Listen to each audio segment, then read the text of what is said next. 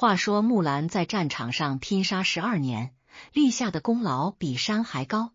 可等他进了京城，面见了天子，那大魏的皇帝老儿眼珠子一转，非要封他个尚书郎。您各位琢磨琢磨，这尚书郎可是皇帝身边的近臣，说白了就是天天在皇上眼皮子底下晃悠。可木兰呢？她像是见了鬼似的，不仅不谢恩，反而一个劲儿的磕头要回老家，甚至说出愿借明驼千里足，送儿还故乡这种绝情的话。这功名利禄都到手了，他躲什么呢？难道是怕皇帝发现了他的女儿身？还是说这皇帝老儿其实早就瞧出了端倪，这所谓的封官其实是想把这朵军中霸王花给收进后宫，玩一场更隐秘更刺激的博弈。这仗打完了，可木兰的命悬一线才刚刚开始。话说这大魏年间的风刮在脸上就跟那小刀片子似的，生疼生疼的。就在这黄沙漫天的北魏地界上，咱们今儿个这戏台子得先落在一个叫花家的小院落里。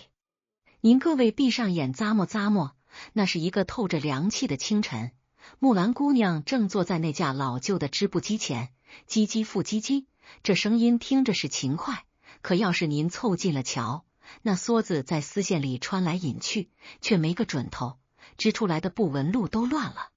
这哪是在织布啊，这分明是在织绸呢。这时候的木兰心里头那个算盘珠子拨弄得比谁都响。您说这北魏的征兵令，那是闹着玩的吗？衙门里的差役提着铜锣，满大街的嚷嚷，那告示就贴在村口的歪脖子树上，白纸黑字，每一个字儿都像是催命符。花家的户籍册上明明白白写着老爹的名字，那是军户，是逃不开躲不掉的铁律。您各位得明白，这在当年可不是什么荣光，这就是一场彻头彻尾的家族破产危机。老爹花胡当年也是个刀口舔血的种儿，可岁数大了，腿脚也废了，往那一站都打晃。您让他去上战场，那不是去尽忠，那是去白白给人送人头。再瞧瞧家里那个小兄弟，还没长齐牙呢，除了玩泥巴就是淘气，指望他顶上去，那纯粹是痴人说梦。这时候的花木兰眼里盯着那乱糟糟的布面，脑子里想的却是整个花家的资产重组。您看，这老爹要是真去了，死在战场上倒也罢了，万一落个临阵脱逃，或者是死的不明不白，这花家的家产田产，甚至连这间漏风的土屋，怕是都得被衙门收了去。这一家子老小可就真成了路边的饿殍。这在现代职场里怎么说？这就叫核心资产失效，企业面临清算。木兰这个大女儿，此时此刻就是这个摇摇欲坠的小微企业的临时代理人。她心里苦啊，可她不能说，她得算计。您瞧她那个眼神，冷飕飕的，透着股子狠劲儿。她想，若是让老爹去，那是必死无疑；若是自己不去，这一家子也是慢性自杀。与其坐以待毙，不如来一场倾家荡产的豪赌。这就是木兰最初的动因，没有什么高大上的爱国口号，全是血淋淋的求生本能。他把手里的梭子重重的一摔，那啪的一声，在寂静的小院里显得格外刺耳，仿佛是给过去的那个娇滴滴的自己办了一场葬礼。您各位咂摸咂摸，这时候的木兰心理状态其实已经发生了一场核爆炸。她得把自己的女性身份给物理阉割掉，从声音到步态，从眼神到心思，都得重新格式化。这活换作是您敢接吗？这可不是换身西装去面试，这是要把自己塞进一个完全陌生的、充满雄性荷尔蒙和血腥味的铁笼子里。他开始观察老爹走路的样子，那种叉着腰、迈大步、说话带脏字儿的粗粝感，他得一分一毫的抠，一遍一遍的练。这时候的他已经不是在织布了，他是在给自己编织一张巨大的谎言之网。这张网的厚实到能挡住邻里的闲话，能瞒过官差的法眼，还得能撑起老爹那张老脸。您说这是孝顺？那是您看浅了。这其实是一个底层弱者在规则压死人之前，强行给自己修的一条地下通道。这通道那头是死是活，他不知道，但他知道留在原地，那一定是死路一条。就在这转念之间，木兰已经完成了从女儿到壮丁的心理跨越。他推开门，看着那渐渐升起的冷月，心里头定下了这桩瞒天过海的买卖。他知道，接下来他要面对的不仅是敌人的弯刀，更是日复一日的身份博弈。他得在每一个清晨，在那群糙老爷们儿醒来之前，完成所有的伪装。他得在每一场酒席上，学会如何用粗鲁掩盖细腻。这叫什么？这叫跨界生存的极限挑战。您在职场里有没有过那种明明不擅长，却硬着头皮把自己伪装成专家的时刻？那种如履薄冰、如临深渊的感觉，木兰在出发前就已经尝了个透。他开始变卖家当，去东市买马，去西市买鞍，每一笔开销都是在为这场博弈加杠杆。他要把花家最后的存项全砸在这个名为从军的项目上。这种资产重组的狠辣，绝非一个普通女子所能具备。她不仅要对自己狠，还得对家里人狠。她得让老爹闭嘴，让老娘哭不出声，让幼弟从此忘了姐姐这个词儿。这是一种近乎残忍的决断，是为了保全大局而不得不做出的局部牺牲。您各位往深了想，在咱们的人生路口，是不是也有过这种时候？为了保住最重要的东西，你不得不亲手埋葬掉一部分最真实的自己。木兰的这一步迈出去，那就是开弓没有回头箭。他不仅仅是替父从军，他是替整个花家去闯一个未知的血色的未来。这第一步的博弈，胜负不在战场，而是在他那颗已经冷透了的心里。他把头发扎高，把胸口勒紧，那股子从骨子里透出来的孤勇，才是他真正的战袍。您说，一个连自己都能重构的人，还有什么事情是他做不到的？可这事儿真就这么简单吗？那一身买来的盔甲，穿在身上是威风，可那是沉甸甸的铁啊，磨在细皮嫩肉上，每一寸都是火辣辣的疼。这种疼，木兰得受12年，而且还得笑着受，装作若无其事的受。这就是咱们今天要聊的真相，一个关于生存、关于选择、关于一个女人如何把自己活成一把刀的残酷八卦。您各位先品品这段，这木兰姑娘已经带好了行头，准备踏出家门了。可那村口的乡亲，那带队的官差，真就能让她这么顺顺当当的走吗？那马背上的日子，到底有多少坑等着她去踩？咱们接下来的故事，那才是真正的刀尖起舞。您各位别走开，咱这出戏正渐入佳境。话说这花木兰既然拿定了主意要玩这一手身份置换的惊天大活，那接下来的事儿可就不是动动嘴皮子就能办成的了。您各位咂摸咂摸，这一个大活人，还是个打小在村里长大的姑娘家，想要在众目睽睽之下变成个顶天立地的花家大郎，这中间的门槛子可比那贺兰山还要高。这第二关，咱们就得聊聊这木兰是如何在这场顶级入职背调里，用金钱和心机完成自我洗白的。书接上回，木兰把那梭子一摔，推门而出。您以为他这就直接上战场了？哪那么容易啊？大魏的律法在那儿摆着呢，兵部下发的文书里，马匹、鞍鞯、长鞭、甲胄这些硬装备，您得自己个儿备齐了。这在当年不叫出征，这叫带资入组。木兰兜里揣着家里攒了一辈子的活命钱，这可是花家最后的家底子，他得跑遍全城，把这出戏的道具给凑圆乎了。您瞧这木兰，头一站去的是东市。这东市是什么地方？那是全城达官显贵、客商马贩子扎堆的金融中心。木兰往那儿一站，那一身打扮就得讲究了。她不能再穿那身掐腰的窄袖罗裙，得换上粗布的长衫，还得往脸上抹2把炉灶底下的黑灰，把那细皮嫩肉给遮一遮。她站在马市口上，看着那些喷着响鼻、扬着马蹄的畜生，心里头其实是在打鼓的。您各位想想，一个织布的姑娘哪见过这种阵势？可她得装啊，她得背着手，学着老爹当年的样子，眯着眼瞧马的牙口，拍拍马的屁股，还得跟那帮油腻的马贩子讨价还价。这叫什么？这叫跨行业背景调查的初步伪装。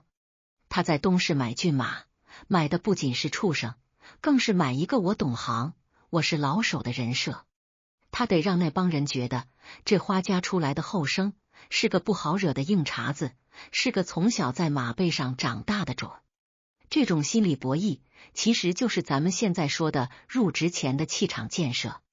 要是这第一关他露了怯，让人瞧出是个什么都不懂的厨，那这木兰的身份怕是还没出城就要被这帮人给卖了。接着他又马不停蹄地奔了西市去买那鞍鞯。这西市多是些铁匠铺和皮货商，汗臭味儿、铁锈味儿熏得人头晕。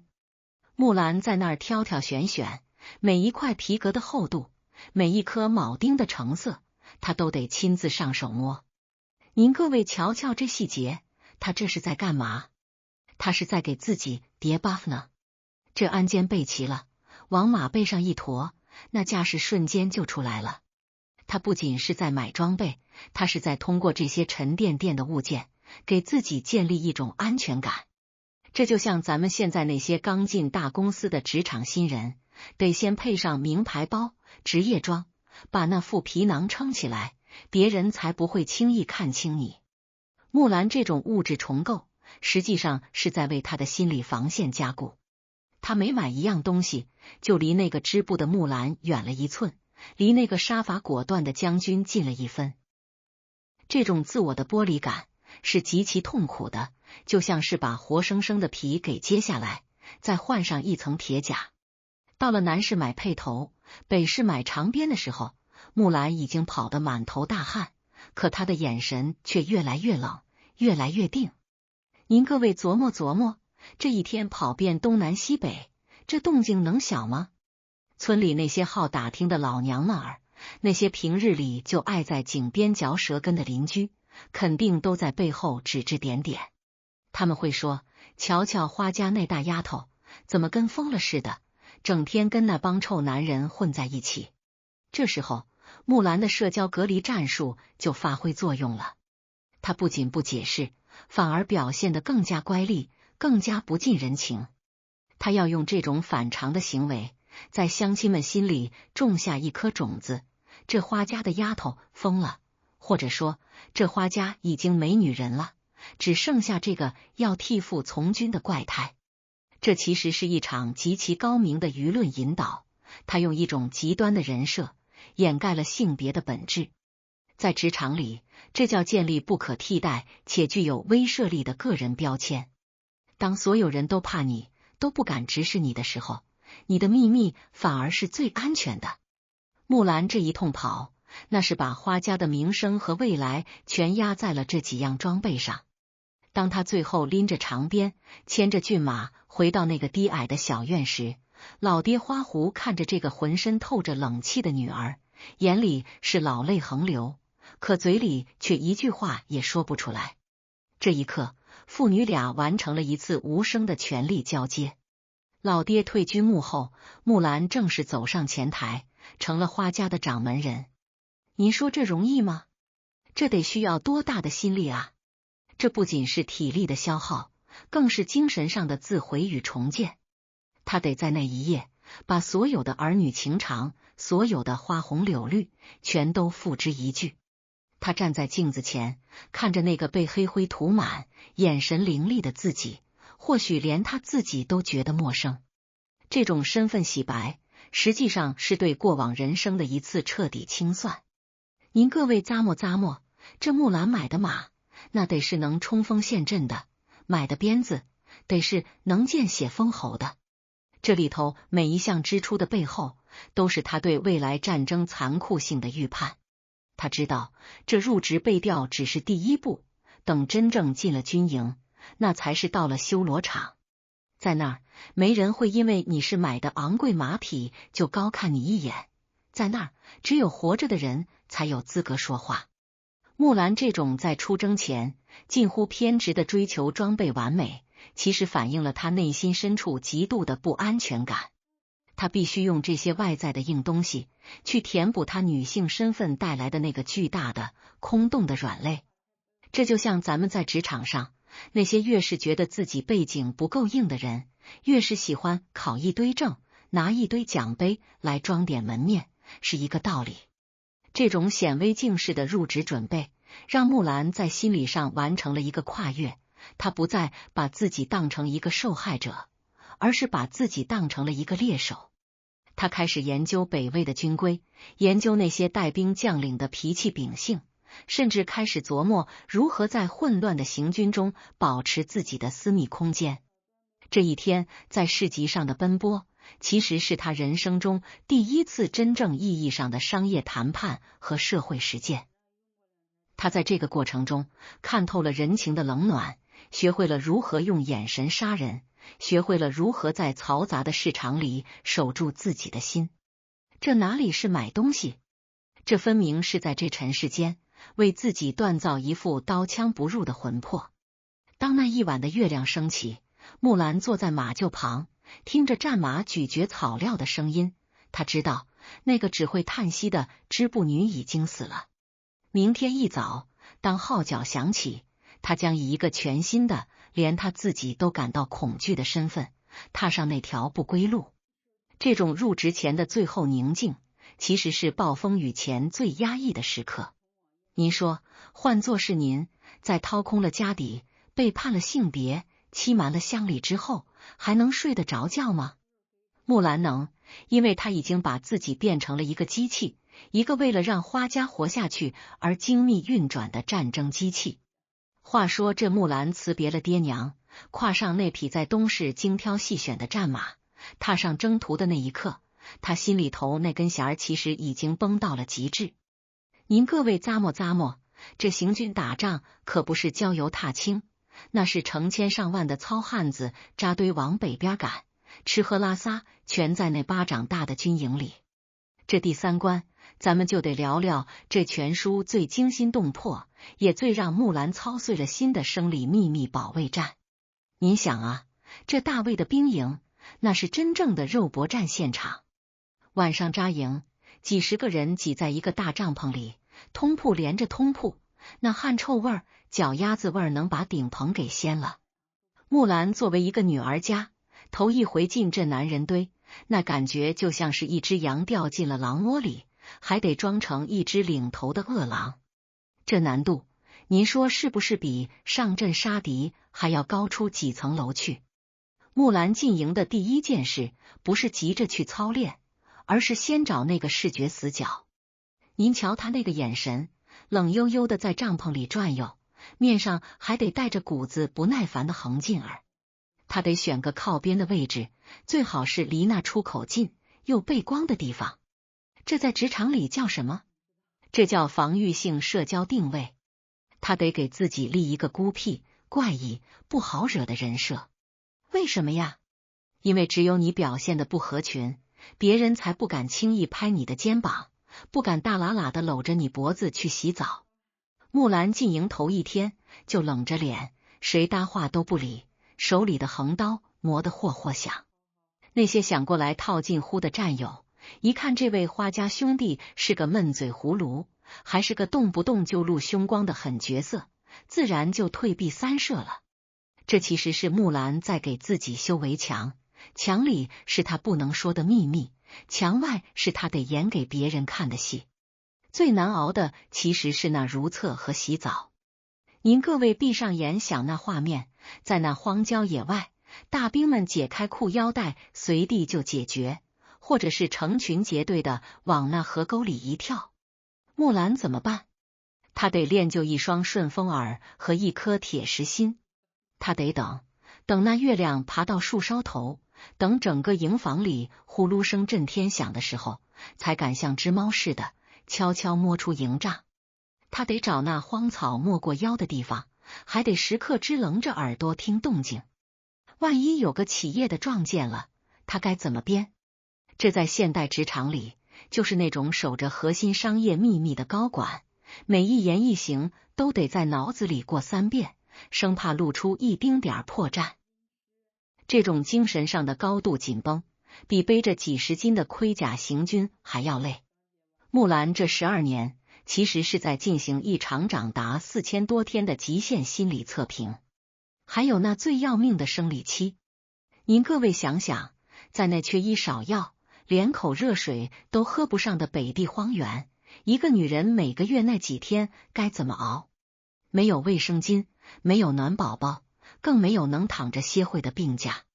木兰得用粗布条子死死的勒着，还得忍着那钻心的腹痛，跟在那帮汉子后头冲锋陷阵。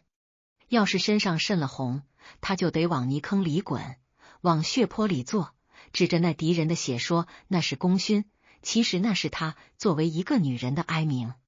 这种血色的掩盖是木兰最残忍的自保，她把女性的本能硬生生的给憋了回去，把自己练成了一块生铁。在职场博弈里，这叫无差别的抗压能力。你不能因为你是新人，或者你有特殊情况就求照顾。在规则面前，只有能干活和不能干活的区别。木兰为了证明自己能干活，她得付出比男人多10倍、100倍的代价。您再瞧瞧木兰睡觉时的那个姿势，那是真正的枕戈待旦。她从来不敢脱外衣，那甲胄的冰冷扣子日日夜夜勒在胸口，您说那得有多疼？可她不敢松，一旦松了，那起伏的曲线就会出卖她的一切。她学会了打呼噜，学会了说粗话，甚至学会了在人前吐痰。这些猥琐的、粗鄙的小动作，其实都是木兰给自己刷的保护色。她越是活得不像个女人，她就越安全。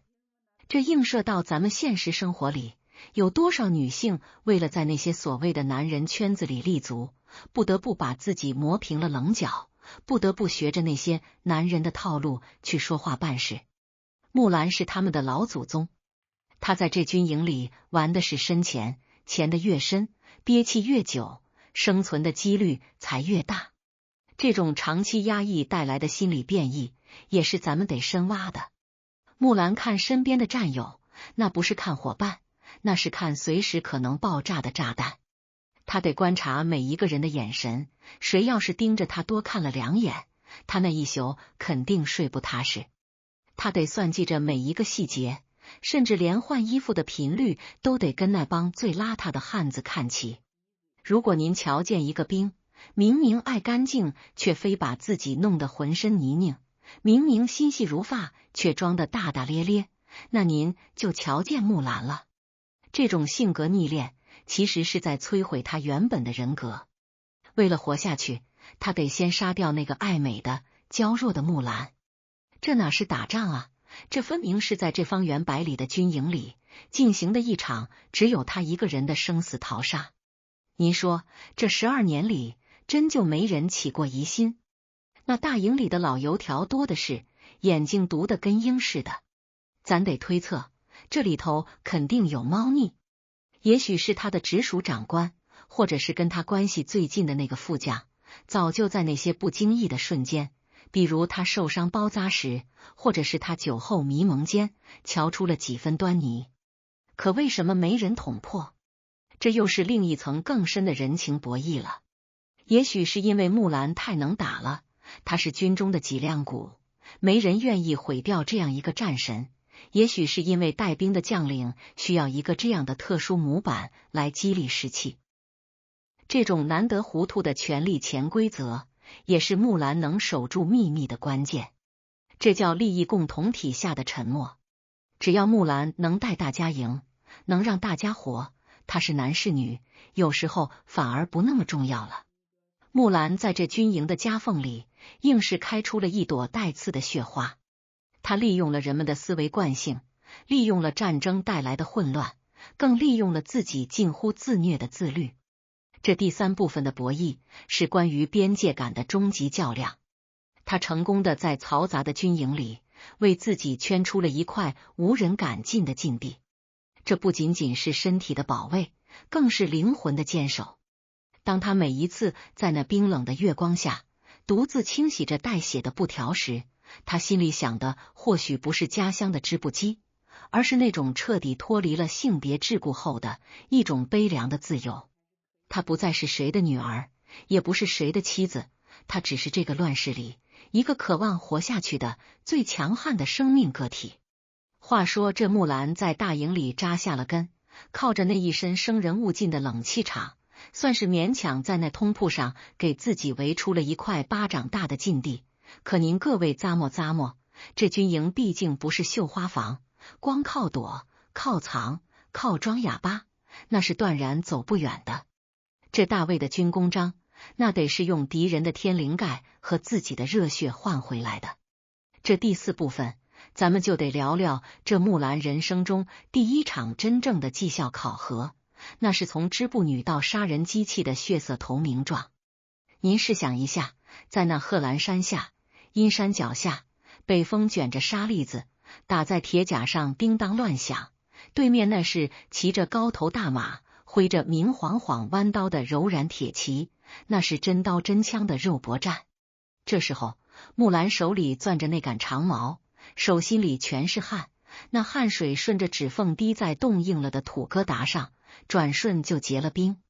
他这心里头正经历着一场比战场还要惨烈的地裂山崩。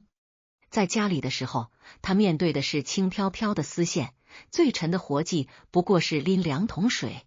可现在，他面对的是一个活生生的人，正红着眼珠子要往他心窝子里扎。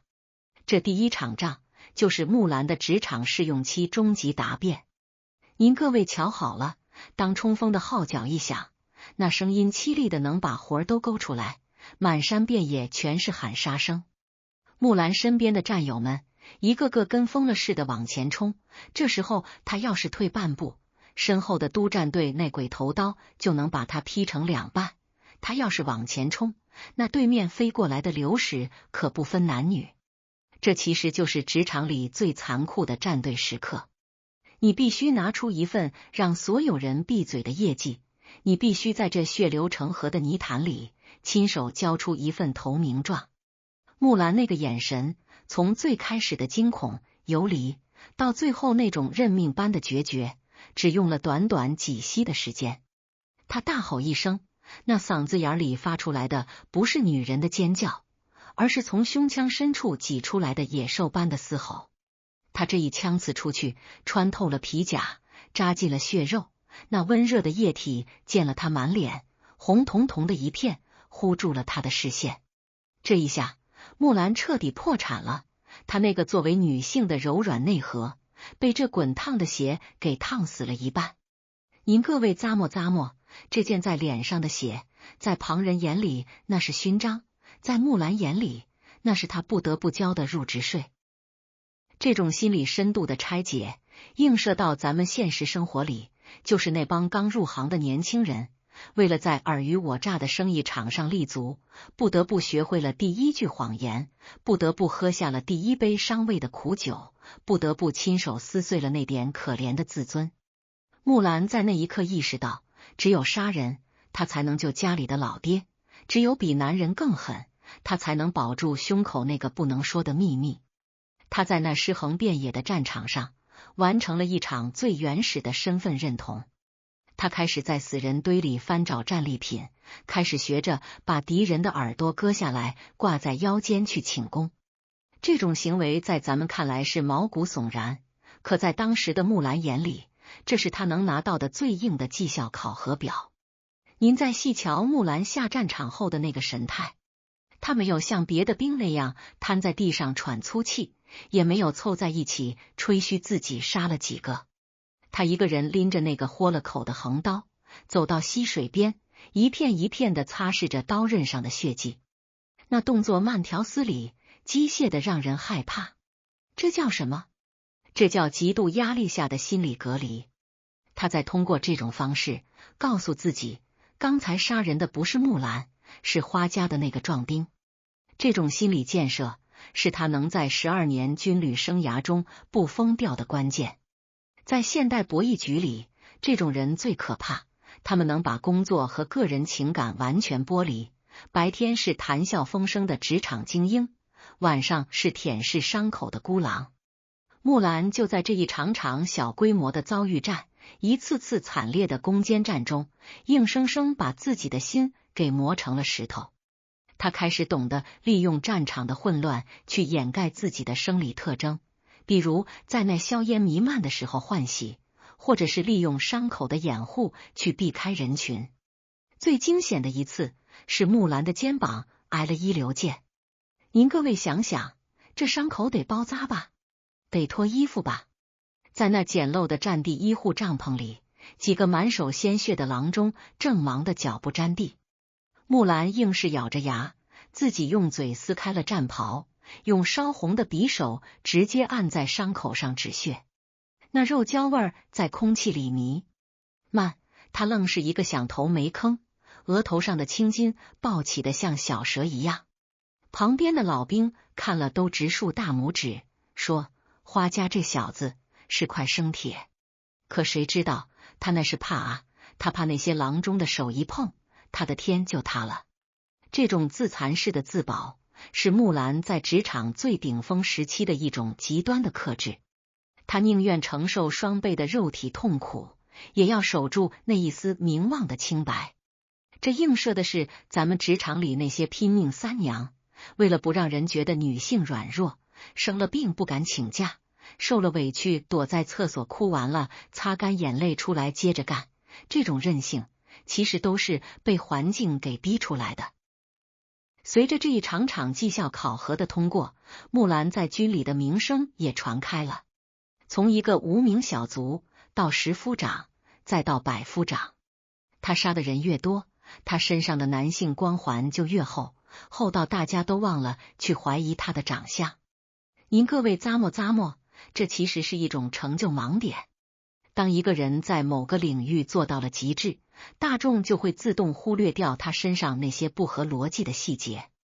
就像咱们在公司里，要是某个销售冠军整天戴着大墨镜不摘，大家顶多觉得他有个性，而不会怀疑他是不是外星人。木兰就是抓住了这种人性里的贪婪和崇拜，用一个个敌人的首级，为自己修筑了一座稳如泰山的避难所。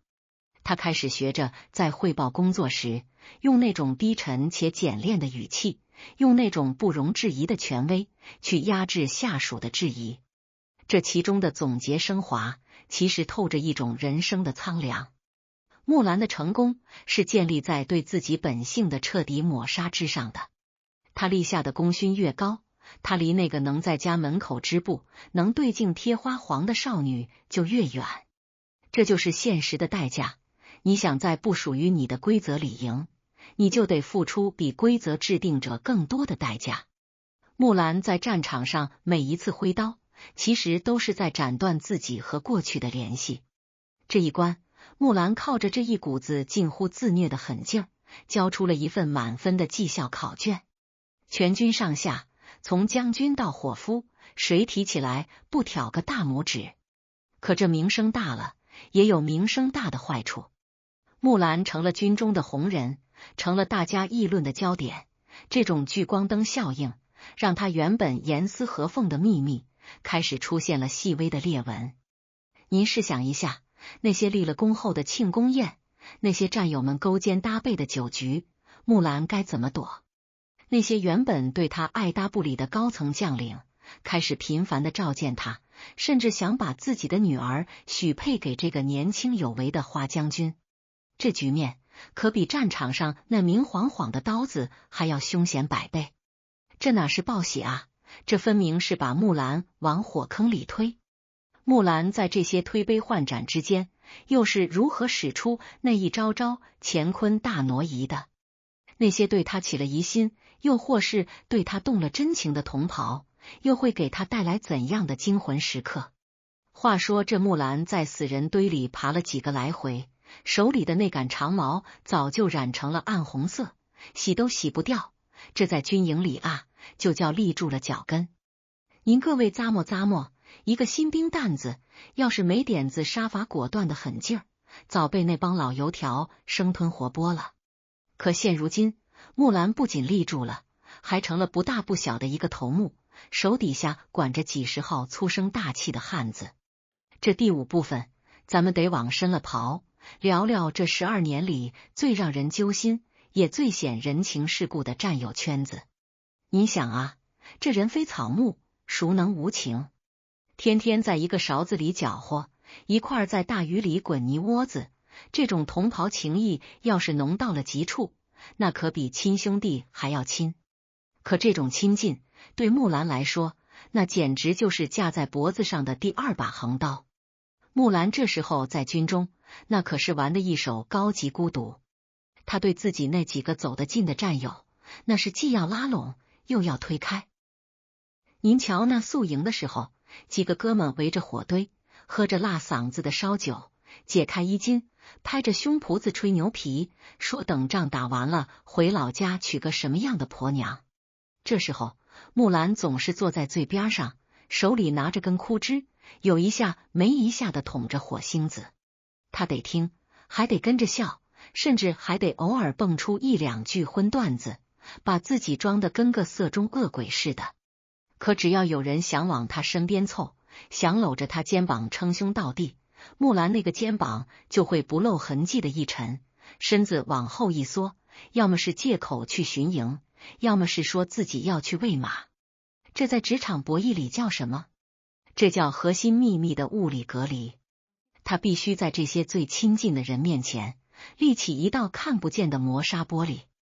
你瞧得见我的能耐，瞧得见我的仗义，可你永远摸不着我的实底。您各位再往细了琢磨，这12年真就没个知心人。在那阴山脚下的漫长黑夜里，木兰生了病，烧得迷迷糊糊，嘴里喊着爹娘的时候，是谁在旁边给他递的一碗热水？是谁在乱军之中用后背替他挡过冷箭？肯定有那么1、2个过命的交情。咱大胆推测一下，木兰身边那个副将，或者是那个跟他同年入伍的小同乡，心里头难道真就没起过疑？男人看女人，有时候靠的不光是眼睛，还有那种说不清道不明的气味和直觉。也许在某个夏日的午后，木兰在河边匆匆洗把脸，那水珠顺着脖梗滑进领口的一抹细腻，或者是他在包扎伤口时，那疼得有些变调的闷哼声，早就让身边的人心里咯噔了一下。可这就是咱们要聊的军营大智慧了，这叫利益共同体下的集体装傻。在那人命不如草的乱世，木兰是能带大家立功受奖的财神爷，是能在大水里把战友捞出来的救命恩人。这时候他是男是女还重要吗？如果你把这层窗户纸捅破了，木兰得死，花家得绝后，而你作为知情不报的同僚，也得跟着吃瓜落。更重要的是，谁会去毁掉一个能给自己带来前程的战神？所以在那12年的岁月里，木兰周围其实形成了一个微妙的保护圈。那些察觉到异样的人，不仅不拆穿，反而会有意无意地帮他打掩护。比如在要集体洗澡的时候，突然拉着大家去喝酒；比如在有人开木兰长相俊俏的玩笑时，粗暴地把话头带过去。这映射到咱们现实的职场里，就是那种大家都心照不宣的潜规则。只要你能力够强，只要你能带着团队赢，你身上那点子违背常规的怪癖或者是秘密，大家都会自动帮你把它合理化。这种社会性整容，才是木兰能潜伏12年不露馅的终极真相。可这种情谊背后的博弈，其实是极度消耗心力的。木兰得时刻防备着那份关怀变成试探。您瞧，要是战友非要拉着他去逛窑子怎么办？要是上级将军非要赏他2个美貌的侍女贴身伺候怎么办？这就是咱们说的职场尴尬局。木兰得推，还得推得圆乎，不能让人觉得他是不给面子。他得装出一副家中早有悍妻，或者是练了某种童子功不能近女色的荒唐借口。每一次拒绝都是一场惊心动魄的心理战，那种在推杯换盏之间还要时刻清醒地守住底线的防备，让木兰即便是在睡梦中，手都死死抓着那把刀。这种生活，您说它是传奇，可对当事人来说，那就是无尽的折磨。他把这种折磨转化成了战场上的利器，因为只有在杀敌的时候，他才不需要伪装，那喷溅的血和飞扬的尘土就是他最好的面纱。木兰这种处理人际关系的方式，透着一股子老辣的世俗智慧。他深知水至清则无鱼的道理，所以他并不追求绝对的孤独，而是让自己处于一种半公开的神秘状态。他会给战友分肉吃，会把功劳让给属下，以此来收买人心。在职场里，这叫情感投资。当他把身边的这帮糙汉子都变成了欠他人情的债主时，即便有人发现了他是红妆，也会因为这份厚重的情谊和利益的纠缠，选择成为他的守口如瓶的合伙人。这种关系的重构，把原本可能致命的危机转化成了一种另类的忠诚。您各位咂摸咂摸，这哪是什么从军啊？这分明是一个女子在男权社会的权力中心，利用人性的弱点和闪光点，生生织出来的一张自保的巨网。然而，在这张网里，木兰自己也是猎物。她不敢动真情，不敢在那偶尔闪现的缱绻目光里停留太久。他看着那些战友在战火中倒下，他得哭，可他不敢像个女人那样放声大哭，他得像个汉子一样，把泪憋回去，骂一句粗口，然后接着杀人。这种对情感的极度阉割，是他为了生存交出的最后一部分灵魂。这映射到今天，那些在名利场里摸爬滚打的老哥哥、老姐姐们，谁心里没藏着几个不能说的疙瘩？为了在那场局里待下去，咱们是不是也得偶尔装装傻，偶尔狠一狠心？木兰的这种清醒的痛苦，其实是我们每个人在成人世界里博弈的底色。这一部分，木兰算是把那帮大头兵给彻底收服了，从利益到情感，他都成了这支队伍不可替代的活儿。可名声这东西，长了翅膀就会飞。当他的一桩桩战绩传到了中军大帐，传到了那位高权重的统帅耳朵里时，那更高层次的涉及到升迁与权力平衡的职场天花板就开始咯吱作响了。木兰要面对的不再是那些好糊弄的粗汉子，而是那些玩了一辈子政治、眼睛里藏着钩子的顶级大佬。尤其是那位传闻中脾气古怪、眼光毒辣的北魏统帅，他的一道诏令就把木兰推向了一个比战场还要凶险的述职面试。话说这时间呐，最是经不住念叨，眨眼之间，木兰在这塞北的漫天黄沙里已经滚了12个春秋。您各位咂摸咂摸，12年，那是多少个饮冰卧雪的晌午，多少回死里逃生的黄昏。木兰的脸盘子早被风沙打磨得跟城墙砖一样硬实，那双原本该是描红画带的手，如今虎口上的老茧厚得连钢针都扎不透。这第6部分，咱们得往这权力的塔尖而上瞅一瞅，聊聊木兰立功受奖、官居高位后的那场空降兵式的权力平衡局。你想啊，在这北魏那种讲究家世、讲究门第、满地都是勋贵子弟的军营里，木兰这么一个没背景、没来路，甚至连话都不多说半句的野路子，硬生生靠着人头攒够了军功，提拔到了将军这个节骨眼上。这在现代职场里叫什么？这叫草根高管的空降危机。您瞧瞧木兰这时候的处境，他坐镇中军帐，手底下那些原本跟他勾肩搭背的糙汉子，现在见他得跪在泥地里喊一声将军。可这人心隔肚皮，那些同样想往上爬的同僚们，看他的眼神里可就带了钩子。有人嘀咕，这花木兰长得白净的像个娘吗？打仗的时候又跟个疯子似的，这里头是不是有什么邪门歪道？还有那些世家子弟，那是打骨子里瞧不起这种土包子出身的将军。木兰坐在那个高位上，屁股底下其实是烧红了的炭火。他面临的核心冲突不再是杀几个柔然骑兵，而是如何在这群饿狼一样的权贵堆里维持住自己的权力平衡。这时候的木兰使出了一招极为老辣的职场太极，那就是以退为进，深藏若虚。他不仅没有显摆自己的战绩，反而变得更加沉默寡言。您各位瞧那细节，每当打了胜仗分战利品的时候，木兰总是把最肥的一块肉、最亮的几匹马，不动声色地推给那些 background 极深却没立什么大功的勋贵子弟。这叫什么？这叫利润分享，风险对冲。他明白，一个没有背景的职场黑马，最忌讳的就是吃独食。他把名声给自己留着，把实力给那些大爷们分了，这就无形中在权贵圈子里织了一张利益交换的网。那些原本想整他的、想告他黑状的人，拿了他的手软，吃了他的嘴短，自然也就睁一只眼闭一只眼了。这种处理方式映射到咱们现实生活中，就是那些深谙处世之道的人，即便当了领导，也从来不摆谱，反而处处给老同志留面子，给竞争对手留台阶。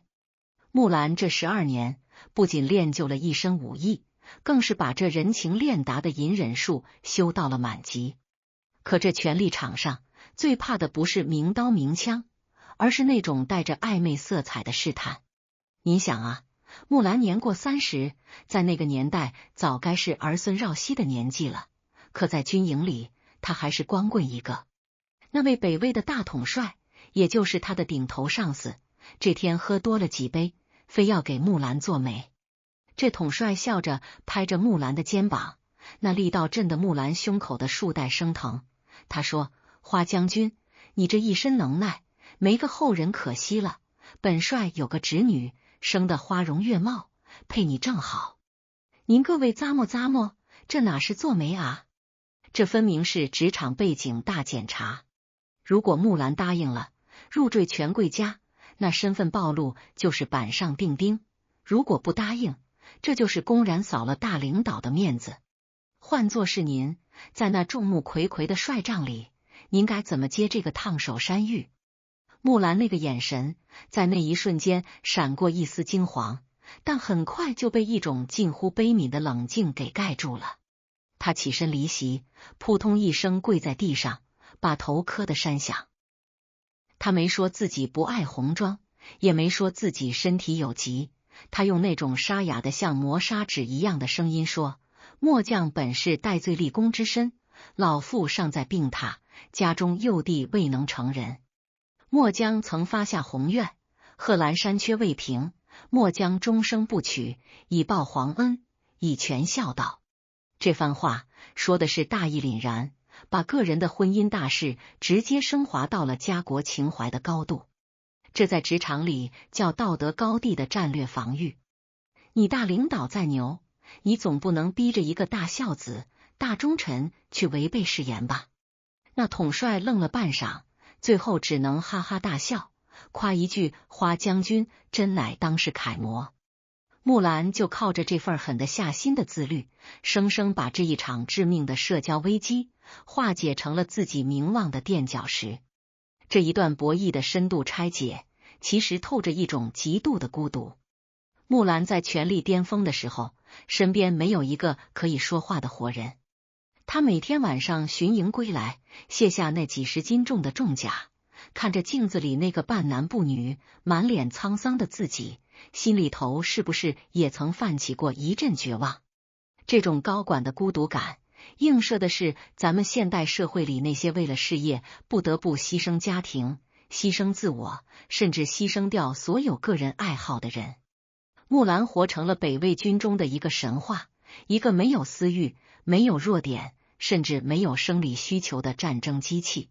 只有他自己知道，那神坛底下的基石，全是他一点一滴碾碎的女性自尊和青春年华。总结升华一下，木兰在这一阶段的成功，全在于她看透了权力的本质。权力不是你有多少兵，而是有多少人愿意为了利益而帮你圆谎。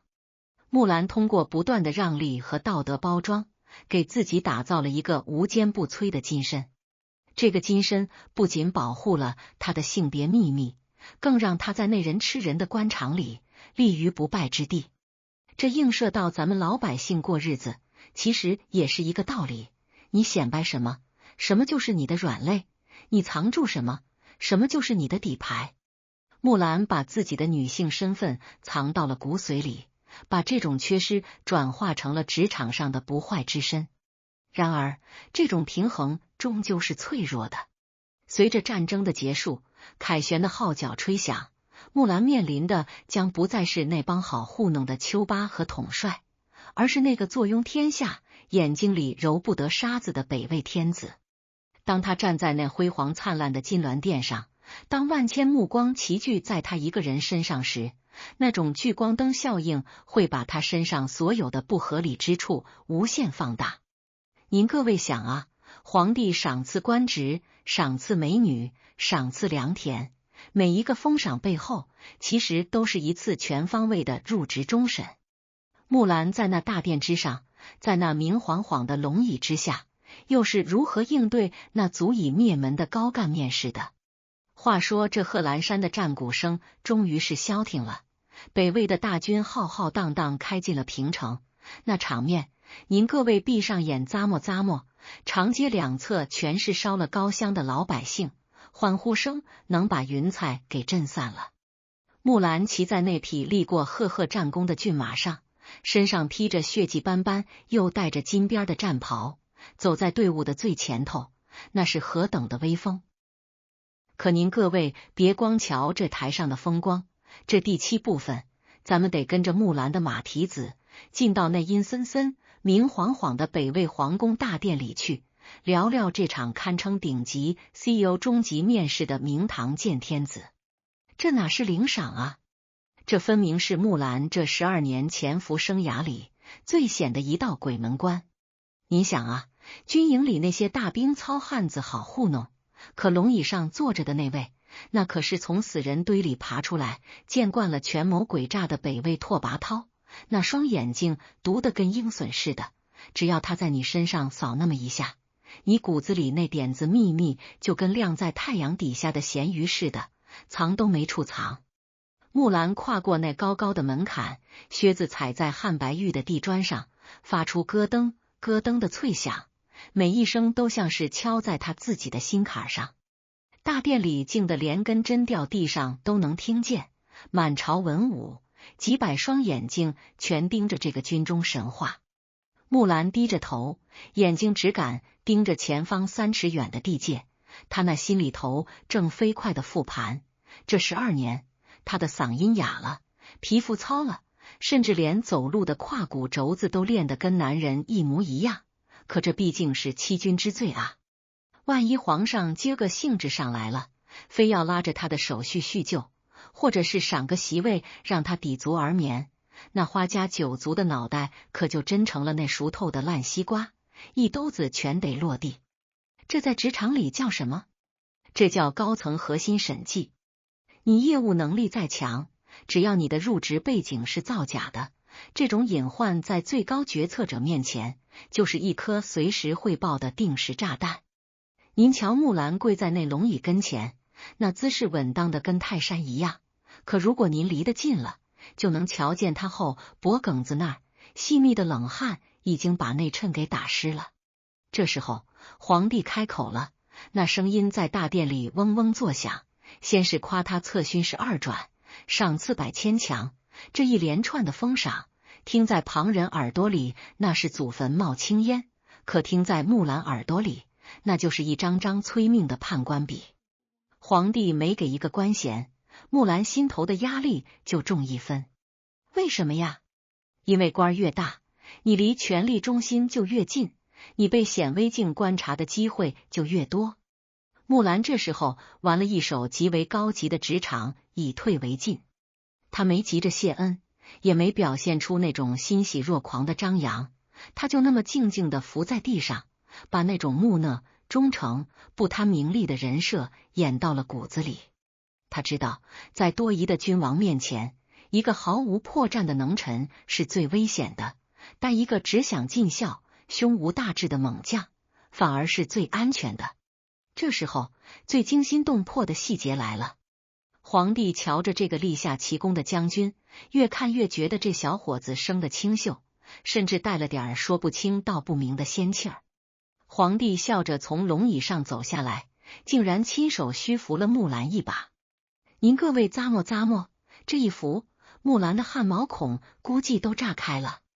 皇帝的手指尖若是碰到了他的手腕，或者是那明晃晃的龙袍扫过了他的肩膀，那女性特有的骨架和气息，万一漏了痕迹怎么办？木兰这时候做了一个极细微的动作，她顺势往后撤了半步，头埋得更深，语气惶恐到了极点，嘴里念叨的是微臣惶恐，不敢惊扰圣驾。这在博弈局里叫保持战略距离。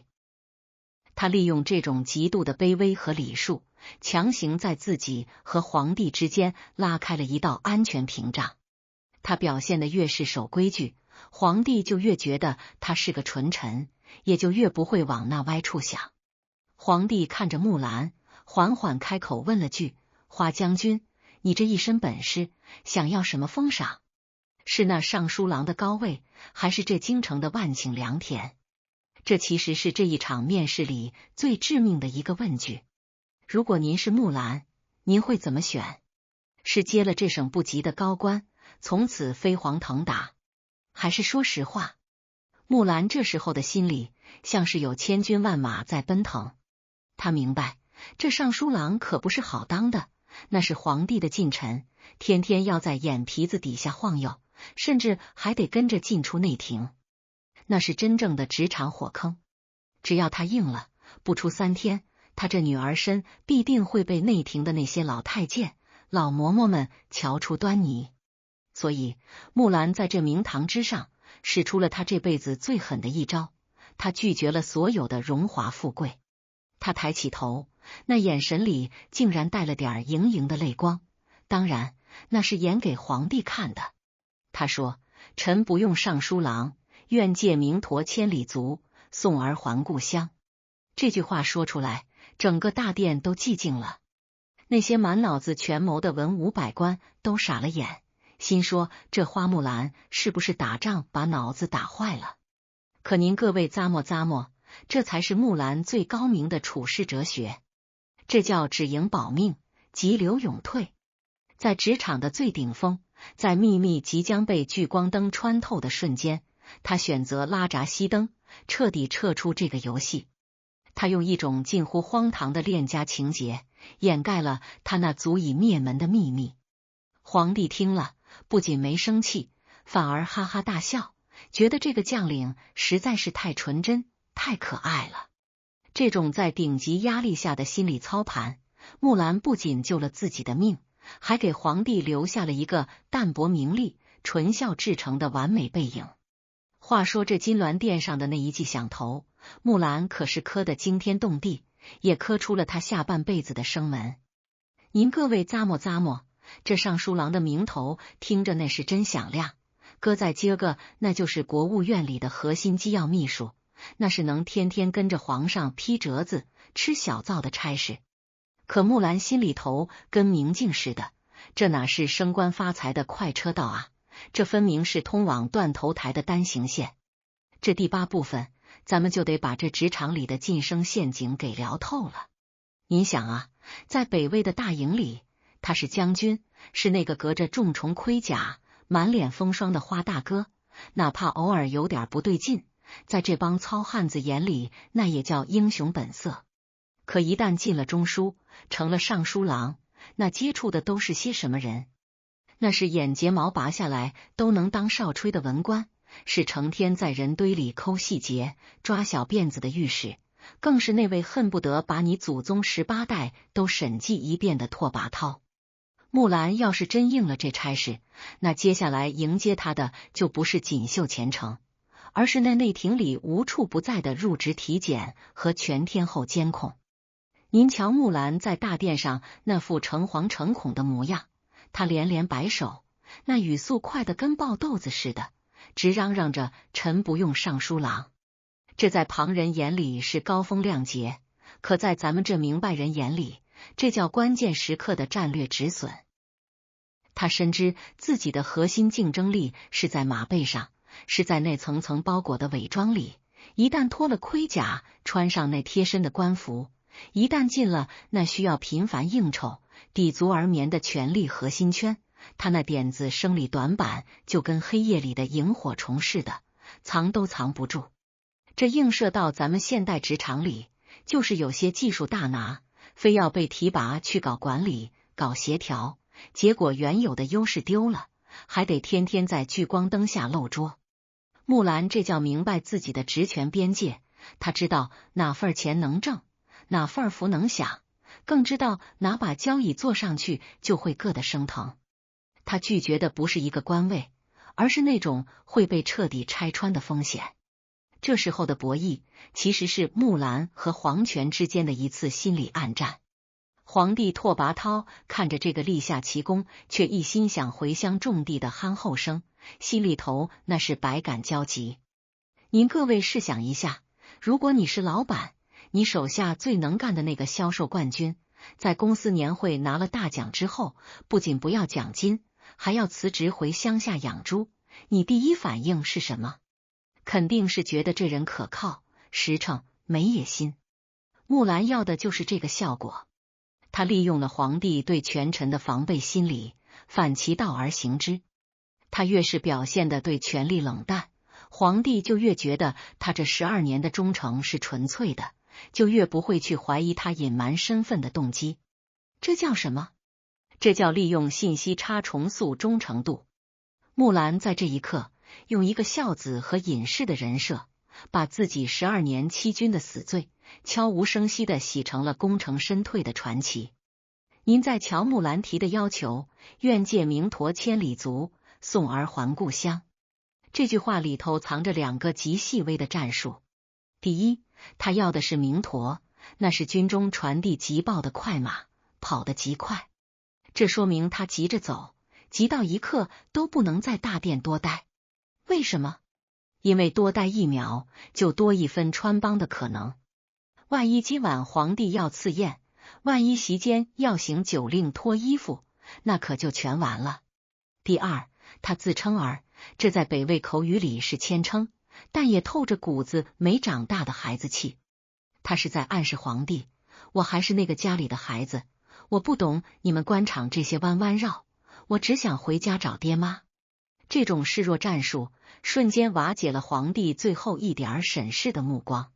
皇帝大手一挥，准了。那一刻，木兰悬在嗓子眼的那颗心才算是真正落回了肚子里。这在职场里叫体面的离职退出机制，他不仅走得漂亮，还拿到了老板最高的评价和最丰厚的遣散费。可这尚书郎职位的杀机，绝不仅仅在于身份暴露。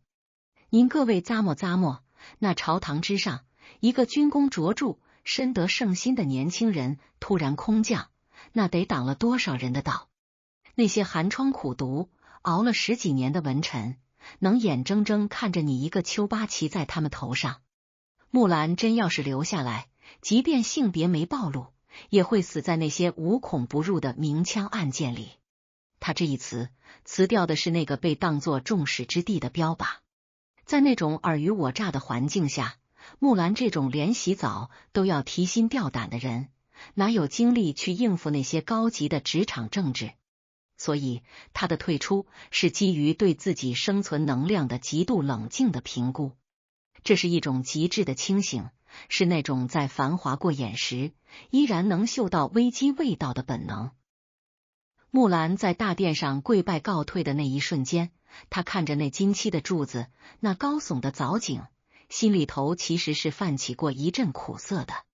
12年啊，多少回死里逃生，换来的荣华富贵就在指尖，却不得不像躲避瘟疫一样推开。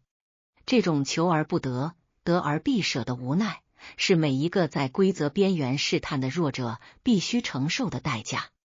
他赢了这场博弈，但也彻底断送了自己的职场天花板。从此以后，他再也不是那个号令三军的花将军，而是那个必须重新回到家庭，回到那个曾经想方设法逃离的女儿身枷锁里的木兰。这种反转其实比战争本身还要残酷。这映射到现实里，就是那些为了保住某个秘密，或者是为了照顾家庭，不得不放弃大好前程的中年人，那种心里的空落落，只有自己知道。话说这千里鸣驼蹄升级，木兰那一颗悬了12年的心，在望见家乡那一抹袅袅炊烟时，终于是提到了嗓子眼儿。您各位咂摸咂摸，这还故乡3个字，听着是衣锦还乡的戏码，可搁在木兰身上，那简直就是一场灵魂深处的2次震荡。这第9部分，咱们得剥开那层温情脉脉的皮，聊聊木兰还故乡后那场最揪心的社会性身份重组。你想啊，他在朝堂上辞了官，在皇帝跟前演了戏，那是为了保命，可如今回了村，面对的是生养他的爷娘，是那个阔别已久的织布机，更是那一帮子满脸狐疑等着看花家大郎笑话的乡邻。这在现代博弈里叫什么？这叫职业经理人转型后的社区适应性危机。你以前是号令千军的将领，如今回了家，你得重新变回那个低眉顺眼的女儿，这种角色的断裂感，能把一个活人生生撕成2半。木兰进了家门，爷娘相扶将，小弟磨刀霍向猪羊，这场面热闹吧？可您细瞧木兰那个眼神，她站在院子里，看着那熟悉又陌生的土墙，手竟然不知道往哪儿放了。他习惯了抓刀柄，习惯了勒缰绳，现在让他去摸那细软的丝线，那手上厚厚的老茧竟显得那么扎眼。最惊心动魄的一幕，莫过于那句脱我战时袍，着我旧时裳。您各位闭上眼想，那一层层被鲜血和汗水浸透的铁甲，被他亲手一件件剥落，就像是剥掉了一层长在身上的鳞片。当他对着镜子颤抖着手往脸上贴那金黄色的花钿时，镜子里那个肤色黝黑、眼神犀利的女子，还是当年那个唧唧复唧唧的木兰吗？这在职场里叫卸甲归田的人格重建。他杀过人，见过地狱，如今回到这方寸之地的闺房，那种巨大的空洞感才是最致命的。他不仅仅是换了身衣服，他是试图在这太平岁月里强行把那个杀人机器给格式化了。可这世上的事儿，哪能是你关上门就能解决的？这时候最尴尬也最显人情凉薄的博弈来了，出门看伙伴，伙伴皆惊惶。您各位咂摸咂摸这细节，那帮跟他同生共死12年的战友追到了家里，本想着跟花大哥喝顿大酒，叙叙旧情，结果帘子一掀，出来个对镜贴花的俏佳人。那一刻，空气都凝固了。战友们的眼神里，先是惊愕，接着是羞愤，最后可能还带着一丝说不清道不明的亵渎。这在博弈局里叫社交契约的瞬间崩塌。你想啊，这些汉子曾经跟木兰抵足而眠，曾经在他面前光着膀子骂脏话，甚至可能还拉着他聊过哪家的婆娘勾人。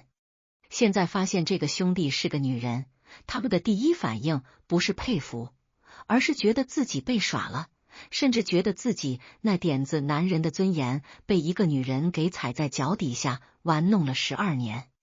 这种惊惶背后藏着极其残酷的人性。那些曾经的功勋，在这一刻成了乡野间最劲爆也最下作的谈资。村里的老娘们儿会在井边嚼舌根，这花家的丫头在男人堆里混了12年，谁知道干净不干净？那些曾经想巴结花将军的人，现在会冷嘲热讽：哟，闹了半天是个假货，难怪不当尚书郎，是怕现了原形吧？木兰面临的是比战场箭雨还要密集的舆论暴力。这种社会性死亡，是每一个打破性别天花板的女性在回归传统时都必须经历的二次伤害。她救了国，救了家，可这世俗的眼光却容不下一个不按套路出牌的英雄。映射到咱们现实里，那些在职场上风生水起的女强人，一旦回归家庭，是不是也常被那些怎么不带孩子，怎么不干家务的琐碎言语给淹没了？木兰的这种处境，是古往今来所有跨界者的共同悲哀。木兰这时候表现出的冷静，简直让人心疼。她没有解释，也没有哭诉，她就坐在那扇窗户后面，重新拿起了梭子。那梭子声重新响起来，却不再是唧唧复唧唧的忧虑，而是一种看透世事的死寂。他知道这村子他待不下去了，起码那个完整的自己待不下去了。他得在这余生里继续玩一场心理潜伏。在乡里面前，她是那个不争气的嫁不出去的老姑娘；在战友心里，她是那个永远消失了的英姿飒爽的花将军。这种人格的分裂，是他为了那12年的传奇所付出的终极利息。这叫名望的诅咒，你爬得越高，你跌回现实时的碎裂声就越响。您在瞧花家爷娘的反应，老两口虽然心疼女儿，可在那邻里乡亲的指点下，他们也开始变得战战兢兢。他们想给木兰寻个婆家，可谁敢娶？谁敢娶一个杀人如麻，能在皇帝面前耍心机的将军？这种婚恋市场的绝对贬值，反映的是古代乃至现代社会对强悍女性的本能排斥。木兰在这一刻成了家里的功臣，也成了家里的累赘。这种伦理上的错位，才是最磨人的博弈。木兰在深夜里抚摸着那套被压在箱底的盔甲，那是她唯一的战利品，也是她再也回不去的远方。她明白，那12年不是一场梦，可这现实的平庸却试图把那场梦彻底抹黑。话说这木兰辞了官，还了乡，在那扇吱呀作响的木窗前重新坐定，手里掐着那根断了12年的丝线，这出大戏可就算是唱到了谢幕的当口。您各位咂摸咂摸，这最后一部分，咱们不聊那杀人的刀，也不聊那烫手的印，咱们得聊聊这木兰在余生那漫长岁月里，是如何在这方寸之地的家乡，守着那个足以惊天动地的秘密，给自己立下一座心里无字碑的。这在现代职场博弈里，叫做核心资产的最终折旧与精神闭环。您想啊，一个在贺兰山下见惯了大开大合，在金銮殿上玩过极限拉扯的女人，如今回到这满是鸡零狗碎、家长里短的小村落，那种降维打击带来的孤独感，才是这辈子最难挨的案件。木兰坐在织布机前，耳畔回响的不是战友的嘶吼，而是隔壁王大妈打听她婚事的碎嘴子。这种反差，要是搁在一般人身上，怕是早就疯了。可木兰没疯，她用一种近乎残酷的定力，把自己活成了一个活死人，一个在平庸生活里潜伏的最深的异类。您瞧木兰在那斜阳底下的那个背影，她不再去擦拭那副压在箱底甚至已经开始生锈的明光铠，她开始学着像个寻常妇人那样去挑水，去种菜，去为了几文钱的菜价跟摊贩磨牙。这叫什么？这叫终极的人格拟态。他明白，那12年的荣光已经是他这辈子的负资产了。如果他表现出一丝一毫的将军威严，如果他走路带风，眼神杀人，那这村子里就再也没他的容身之地。他必须通过这种近乎自残的平庸化，来消解那些战友带来的社交地震。那些惊惶离去的同袍，带走的是他的传奇，留下的是满地的流言。木兰这时候玩的是一场长达余生的口碑公关战。他用沉默去对抗嘲讽，用勤恳去掩盖强悍，直到让所有人都觉得那12年不过是花家的一场幻梦，直到让大家觉得他还是那个只会叹息的木兰。这种对自己生命最高光时刻的亲手埋葬，得需要多狠的心呐！映射到咱们现实里，那些退休的高干、失势的大佬，能不能像木兰这样拍拍屁股上的土，踏踏实实当个修车匠、弄花草的老头？这种心态的软着陆，才是顶级高人的处世哲学。可您各位往深了细品，木兰真的就这么认命了吗？在那无数个北风呼啸的夜晚，当他摸着自己满身的伤疤，看着那面虽然模糊却映出他坚毅轮廓的铜镜时，他心里头难道就没有过一丝丝的后悔？这种余生里的心理博弈，其实是他和自己命运的最后较量。他赢了战争，赢了皇帝，却输给了时间，输给了这人间的烟火规则。他在这种博弈中提炼出了一种近乎神性的智慧，向死而生，守口如瓶。他知道自己这个名字以后会被写进乐府，会被传唱成千古佳话，但那个真实的有血有肉有欲望，会疼会哭会害怕的木兰，必须死在那回乡的那条路上。这种自我的神格化与人格消亡，是历史给所有英雄开的最残忍的玩笑。她成了那个被后世供奉的符号，却失去了作为一个女人，作为一个普通人去享受平凡幸福的权利。这种牺牲比战场上的断头还要沉重。